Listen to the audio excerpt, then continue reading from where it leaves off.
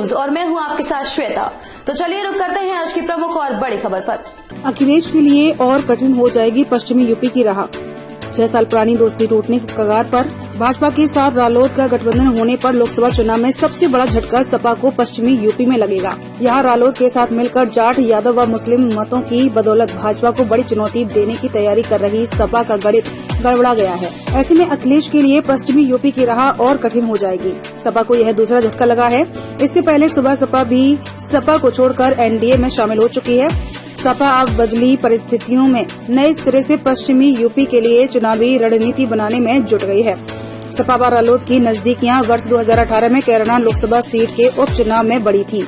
इसके बाद 2019 के लोकसभा चुनाव में सपा बसपा गठबंधन में रालोद भी शामिल हो गई थी।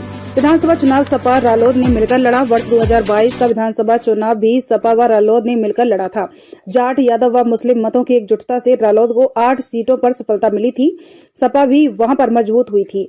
रालोद ने विधानसभा के उपचुनाव में भी 1 सीट जीती थी। वर्ष 2017 के विधानसभा चुनाव में रालोद को सिर्फ 1 सीट पर सफलता मिली थी। अखिलेश ने 2022 में जयंत को राज्यसभा भेजा। गठबंधन को मजबूत करने के लिए ही अखिलेश ने 2022 में जयंत को राज्यसभा भेजा। सपा ने रालोद के साथ लोकसभा चुनाव में गठबंधन की घोषणा 19 जनवरी को करते हुए 7 सीटें देने पर सहमति जताई थी। रालोद के साथ रहने से पश्चिमी यूपी को लेकर अखिलेश निश्चिंत दिखाई दे रहे थे। करीब 6 वर्ष पुरानी दोस्ती टूटने की कगार पर। अब जयंत के बदलते रुख से करीब 6 वर्ष पुरानी दोस्ती टूटने की कगार पर है। ऐसे में पश्चिमी यूपी के प्रमुख नेताओं को लेकर अखिलेश नए सिरे से रणनीति बनाने में जुट गए हैं। रालोद को दी जाने वाली 7 सीटों में से अब ज्यादातर पर सपा खुद लड़ेगी। INDIA में शामिल कांग्रेस को भी इसमें से 1-2 सीट मिल सकती है।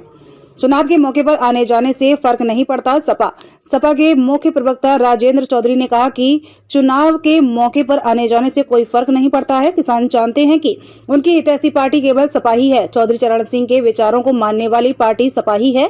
भाजपा कभी भी उनके विचारों को नहीं मानती है। भाजपा के सांप्रदायिक एजेंडे के खिलाफ सपा पूरी मजबूती से चुनाव मैदान में उतरेगी। खबरों में अब तक के लिए बस इतना ही। फिर होगी आपसे मुलाकात ऐसी किसी बड़ी और खास खबर के साथ। तब तक के लिए नमस्कार और देखते रहिए TND न्यूज।